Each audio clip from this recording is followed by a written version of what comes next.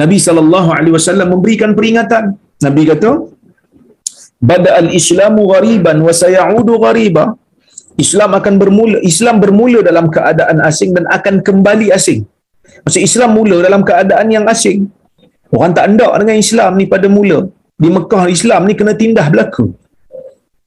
Di Mekah ni orang masuk Islam diseksa, dihina, ditindas, tak dapat tempat. Wa sayaudu ghariba, dan dia akan kembali asing seperti mana ia bermula.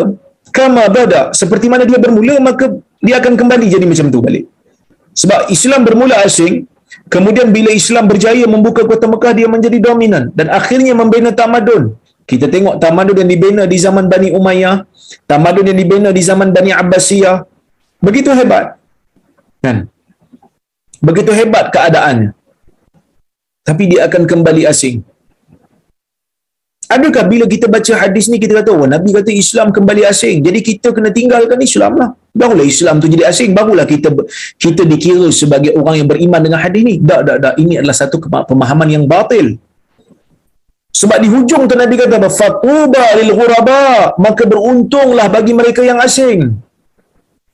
Bukan Nabi nak kata kamu kena jadikan Islam asing. Tak. Kamu kena berpegang dengan Islam bila mana Islam itu ada. Bila mana kamu dah yakini Islam itu benar, kamu kena pegang dengan dia. Walaupun kamu berpegang dengan Islam di zaman orang lain tengok Islam tu asing, kamu tetap kena menjadi asing. Peganglah dengan Islam yang benar, maka beruntunglah bagi orang-orang yang melakukan pembaikan umat pada ketika itu. Antara yang lain, Nabi SAW kata, la tazalu ta'ifatun min ummati zahirina 'alal haq. Akan sentiasa ada satu kumpulan kecil daripada kalangan umat aku yang sentiasa zahir di atas kebenaran. Walaupun orang lain tak nak dengan mereka, walaupun orang lain tindas mereka, walaupun orang lain kata mereka tak betul, walaupun orang lain kata mereka ekstremis, walaupun orang lain kata mereka ini jumud, tetapi akan ada setiap zaman satu kumpulan manusia yang berpegang dengan kebenaran, yang berpegang dengan agama, yang berdakwah.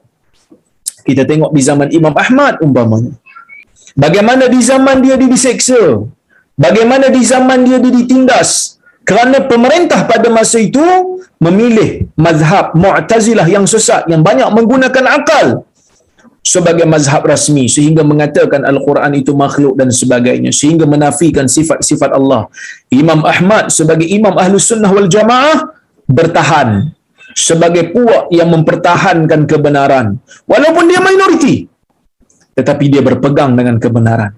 Jadi orang-orang yang mengetahui berkenaan dengan hadis-hadis akhir zaman ni, paling tidak dia ada semangat untuk melakukan kerja-kerja pembaikan, kerja-kerja amar ma'ruf nahi mungkar. Dia tak akan tinggalkan kerja ni walaupun dia minoriti. Sebab kadang-kadang ialah orang duk bandingkan view-view kan dalam internet, view konsert lagi banyak pada view dakwah. Jangan jadikan itu sebagai kayu ukur untuk kita seronok ataupun tidak dalam dakwah. Dakwah ini sikit atau ramai orang, tetap kita akan rasa seronok, bukan kerana ramainya pengikut, tetapi kerana kita berjaya menyampaikan kalam Allah dan kalam Rasul.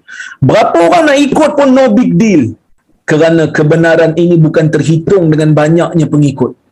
Kerana nak mengukur kebenaran ni bukan dengan berapa ribu orang follower, berapa glamournya kamu.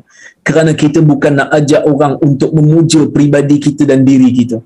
Kita bukan nak ajak orang untuk mengatakan kita glamour, tetapi kita nak mengglamourkan kalam Allah dan kalam Rasul. Pada peringkat awal dakwah Nabi, tak ada siapa pun nak dengar pada peringkat awal. Kan tak ada siapa pun nak dengar. Sehingga dengarlah orang-orang Ansar sekejap, orang-orang Ansar sedikit dengar kalam Nabi, dan akhirnya daripada situ Islam itu berkembang dan berkembang. Kerana kita mementingkan kualiti bukan kuantiti. Kita bangga berada di medan dakwah ini. Tetapi setelah kita muhasabah betul apa yang kita bawa ini kalam Allah dan kalam Rasul, maka kita jangan susah hati. Walaupun yang ikut kita tak ramai, kita nak bawa ajaran agama yang betul, sunnah yang sahih, kalam Allah daripada Al-Quran.